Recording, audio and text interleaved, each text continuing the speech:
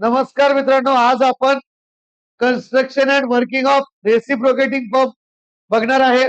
बघा, pump is a device which converts the mechanical energy into hydraulic energy. Mechanical एनर्जीला hydraulic energy मध्ये convert करायचं काम करतं. But the purpose of pump to pressurise the liquid. अलग pressurise करायसाठी वापरतो. आणि मेकॅनिकल एनर्जीचं हायड्रोलिक म्हणजे प्रेशर एनर्जी मध्ये रूपांतर करण्यासाठी पंप वापरतो. टाइप्स ऑफ पंप म्हणलं, there are main two types of pump. एक सेंट्रिफ्युगल पंप आणि एक रेसिप्रोकेटिंग पंप. आणि अजून एक आहे सबमर्सिबल पंप. ते सेंट्रिफ्युगलचेच पंप कंबाईन करून बनवता येत. अलग आता पहिले बघूया आपण रेसिप्रोकेटिंग. हा बघा मित्रांनो, याच्यात होतं कसं. इकडे बघा, इथं मोटर आहे. मागे मोटर असते, याच्या मागे काय असते, मोटर. Electric motor.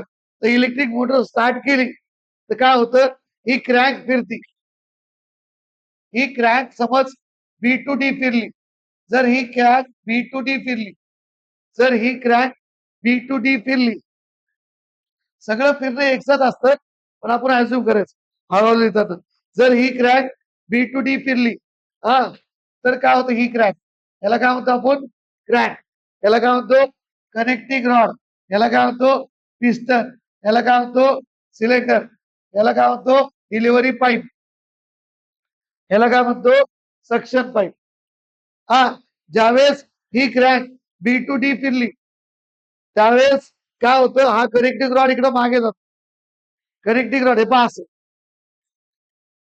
चाललंय. ही क्रॅंक फिरायली, हे कनेक्टिंग रॉड इकडे जाईल. झालं, कनेक्टिंग रॉड इकडे जातो. तर कनेक्टिंग रॉड इकडे गेला म्हणजे मागे जातो. मग त्याच्यामुळे काय होतं, पिस्टन रॉड मागे जातो. आणि पिस्टन कुठे येतं, मागे येतं. पिस्टन कुठे येतं, मागे येतं. पिस्टन मागे येतं म्हणजे piston moves from extreme left to extreme right. Piston कुठून कुठे जातं, extreme left to extreme right. त्या टायमाला काय होतं, ही जी सक्शन वॉल आहे, इथे एक सक्शन वॉल आणि एक डिलिव्हरी वॉल असते. सक्शन वॉल जी ती सक्शन वॉल ओपन होती. काऊन ओपन होती, कारण की आतमध्ये निगेटिव्ह प्रेशर क्रिएट होतं. पिस्टन ज्यावेळेस इकडे असलं तर आतमध्ये सक्शन क्रिएट होतं, निगेटिव्ह प्रेशर क्रिएट होतं. ही वॉल ओपन झाल्यामुळे हे जे वॉटर आहे सम्प मधून ते पंप मध्ये इंटर करतं. आणि नंतर ज्यावेळेस हे सगळे एकसाथ मूव्ह होत असतं, पण आपण सांगताना स्टेप बाय स्टेप सांग. ज्यावेळेस crank D to B move होती, म्हणजे पुढचे 180, त्यावेळेस काय होतं, पिस्टन मूव्ह करतं राईट कडून लेफ्ट कडे. याच्यात आता पाणी आलेलं असतं, वॉटर आलेलं असतं. ते वॉटर काय काय होतं, प्रेशराईज होतं. काय होतं, प्रेशराईज होतं. आतमधलं प्रेशर हे बाहेरच्या सिलेंडर पेक्षा जास्त होऊन जातं.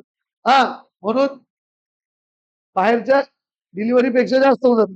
म्हणून ही डिलिव्हरी वॉल ओपन होती आणि वॉटर बाहेर डिलिव्हरी. समजलं का. आता इंग्लिश मध्ये सांगतो. When the motor start, then crank rotate from B to D. When the crank rotate from B to D, pistons travel from extreme left to extreme right. Pistons travel from extreme left to extreme right. At that time, there is a negative pressure is created into the cylinder, due to which suction wall open and water is sucked into the cylinder. Water is sucked into the cylinder. When crank rotates from another 180 degree, D to B, piston travels from extreme right to extreme left. Extreme म्हणजे कोणा, extreme right to extreme left. The water inside the cylinder is get pressurized, and pressure in the cylinder is greater than that of the delivery pipe pressure, due to which delivery wall open and water is delivered with high pressure to the application. लक्षात, हे झालं तुमचं काय, single acting reciprocating pump. हे मनाने लिहिता येतं तुम्हाला, एवढं एक्सप्लेन केलं. आलं, फक्त इमॅजिन करता आलं. लक्षात, समजलं. आता ह्याच्यात होतं काय माहिती का मित्रांनो, मुव्हिंग पार्ट जास्त असल्यामुळे इथं फ्रिक्शन जास्त होतं, व्हायब्रेशन जास्त होतं, मेंटेनन्स जास्त लागतं.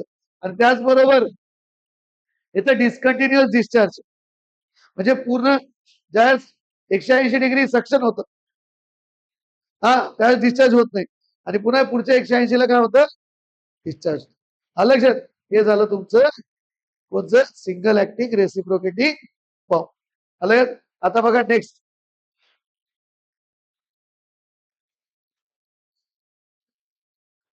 बघा मित्रांनो, double acting cylinder.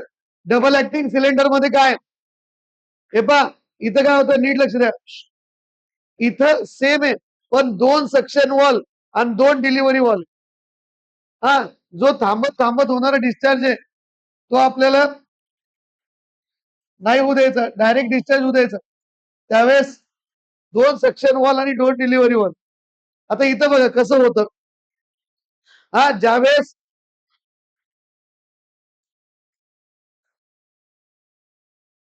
Pump rotate होतं,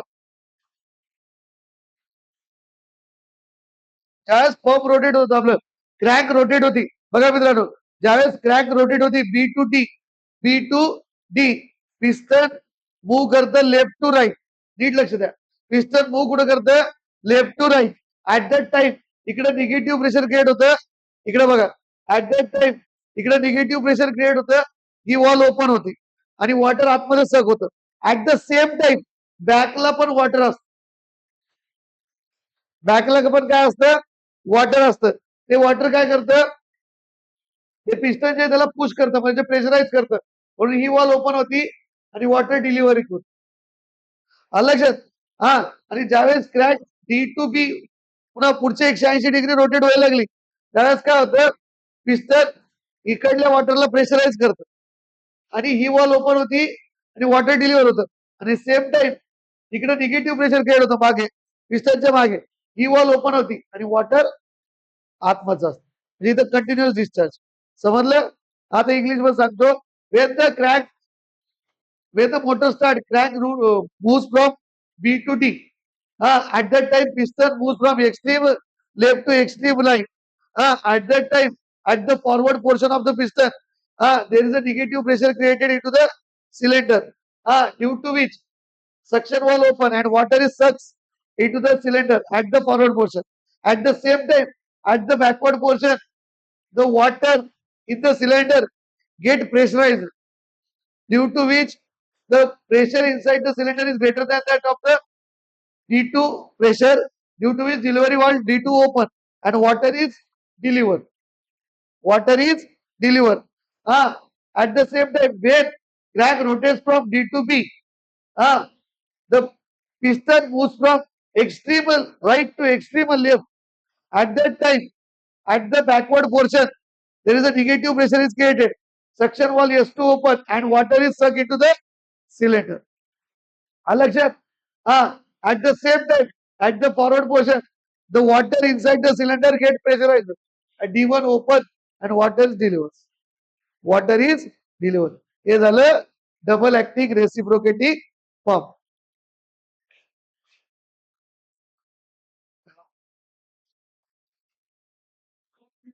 बघा मित्रांनो, सेंट्रिफ्युगल पंप.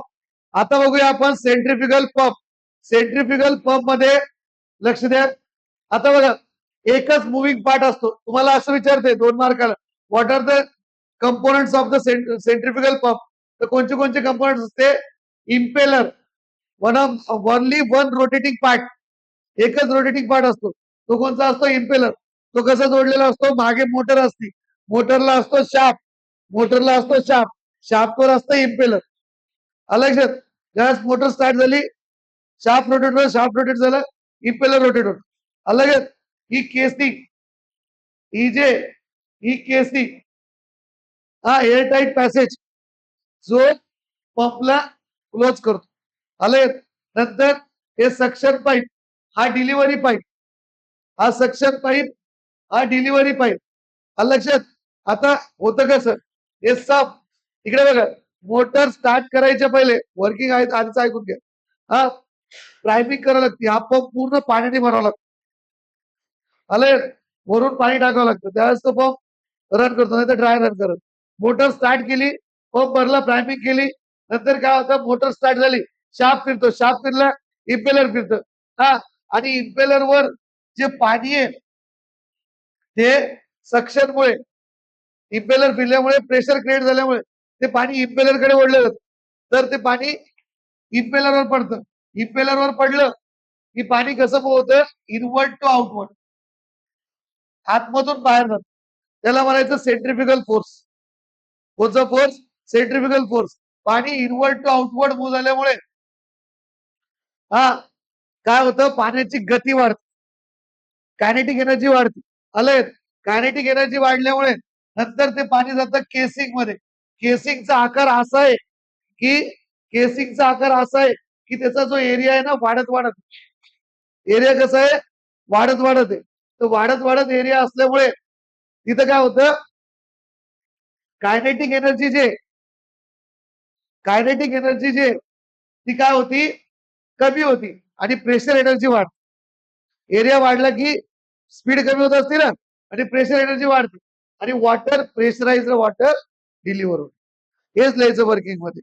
हा, when the pump starts, impeller rotates, water is sucks on the impeller eye. When the water, due to the centrifugal force, water moves inward to outward, due to which kinetic energy is increases. Then water pass into the casing. In the casing, kinetic energy is converted into the pressure energy, and high pressure water is delivered. In the casing shape is like increasing area. That's why velocity काय होतं, decrease होतं, velocity decreases and pressure is increases. Understand? हे झालं centrifugal pump. समजलं? Components आलं, हेच लिहायचं. काय इथं हे पण हे फुटवॉल आणि स्ट्रेनर हे लिहावर का, फुटवॉल आणि स्ट्रेनर असतात. हे पहिलं कंपोनंट समज. फुटवॉल नॉन रिटर्न वॉल असते, बॅक फ्लो होऊ देत नाही, या पंप मध्ये पाणी ठेवतो, बॅक फ्लो होऊ देत नाही, खाली पाणी येऊ देत, पंप बंद केलं. हा, स्ट्रेनर म्हणजे काय असतं, घाण रिमूव्ह करण्यासाठी. आले, फॉर रिमूव्हिंग इम्प्युरिटीज. नंतर असलेच suction pipe, it delivers the water from sump to impeller आहे. हा, सम पासून ते इम्पेलर आहे पर्यंत वॉटर डिलिव्हर करतात. Delivery pipe, it delivers the water from impeller eye to delivery pipe, आपलं डिलिव्हरी टँक. आलं, हे झालं डिलिव्हरी. नंतर इम्पेलर, इम्पेलरचं फंक्शन काय, it is only one of the rotating part of the centrifugal pump. तो काय करतो, इट कन्वर्ट्स, हा कायनेटिक एनर्जी देतो, वेलॉसिटी वाढवतो. काय करतो, कायनेटिक एनर्जी देतो, वेलॉसिटी वाढवतो. नंतर इकडे बघा, केसिंग. केसिंग मध्ये काय होतं, केसिंगचा आकार, casing shape is like increasing area. In this velocity decreases and pressure. समजलं? हे झालं तुमचं पूर्ण कंपोनंट्स ऑफ सेंट्रिफ्युगल. एक्सप्लेन आलं, फंक्शन आले. आता हेड्स ऑफ सेंट्रिफ्युगल, कोणते कोणते हेड्स असते, हे बघ, सक्शन हेड. सक्शन हेड म्हणजे काय माहिती का, it is the vertical height of the centre line of centrifugal pump above the water surface in the tank.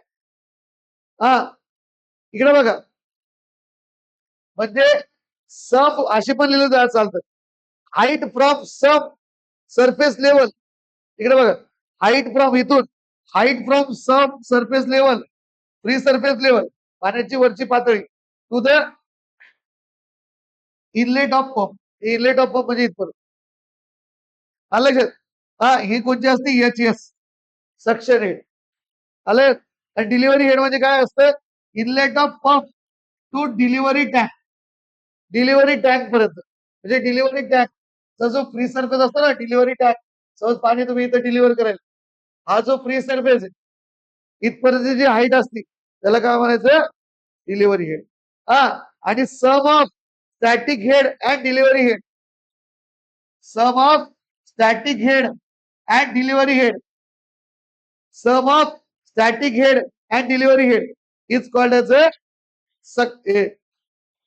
Static head. Sorry, sum of suction head आणि delivery head is called as a static head. Sum of suction head आणि delivery head is called as a static head. नंतर राहतं कोणचं, manometric head. Manometric head म्हणजे काय, it is the some of suction head, delivery head आणि friction loss in the suction pipe and friction loss in the delivery pipe. एकदम simple language मध्ये सांगितलं. H M is equal to H S plus H D plus H F S plus H F. हे झालं आलं लक्षात. नंतर difference of centrifugal pump आणि reciprocating pump. Last point. आता बघा याच्यात काय होतं, centrifugal pump discharge is continuous. मला सांगितलं ना, सेंट्रिफ्युगल पंप मध्ये डिस्चार्ज कंटिन्युअस असतो, रेसिप्रोकेटिंग मध्ये थांबत थांबत असतो. डिसकंटिन्युअस. एकदम सिंपल आहे. Suitable for large discharge. Centrifugal pump मध्ये डिस्चार्ज जास्त असतो, प्रेशर कम्पॅरेटिव्हली रेसिप्रोकेटिंगच्या कमी असतं. याच्यात प्रेशर जास्त असतं, हेड म्हणजेच प्रेशर. याच्यात स्मॉल हेड असतं, डिस्चार्ज जास्त असतो. याच्यात डिस्चार्ज कमी असतो, हेड जास्त असतो. हा, simple in construction due to less number of moving parts. इथं मुव्हिंग पार्ट्स जास्त असते म्हणून कॉम्प्लिकेटेड. हा, it has rotating element, so it has a rotating element, so there is a less variant. It has only one rotating element पाहिजे. It has only one rotating impeller sector rotor, म्हणजे wear and tear होत नाही. इथं खूप मोठे rotating, crack, reciprocating, आपले connecting rod, हे ते जे विअर अँड टिअर जास्त होतं. It can run at high speed. Centrifugal pump high स्पीडला रन होतो. हा, it can not run at high speed. आलं. Air vessels are not required. Air vessels are required. आलं. Air vessels are required. Starting torque is more. याची starting torque जास्त आहे, याची कमी लागते. मुव्हिंग पार्ट असलं की जास्त लागते म्हणून याला जास्त. याची इफिशियन्सी कमी, याची इफिशियन्सी जास्त आहे. It can handle dirty water. घाण पाणी सहन करू शकतं सेंट्रिफ्युगल पंप, पण हे चोक होत जात, हे नाही करू शकत. हा, याला कमी जागा लागते, याला जास्त जागा लागते. Floor space required. आणि दुसरं काय लिहू शकता, याच्यात प्रायमिंग लागती, याला प्रायमिंग लागत नाही. अजून काय लिहू शकता, याच्यात वॉल्स नसत्या, पोर्ट्स असते, ओपनिंग असते, याच्यात वॉल्स असते. समजलं. हे झालं तुमचं डिफरन्स. आज पुरतं एवढं बस झालं, बाकीचं पुढच्या लेक्चरला.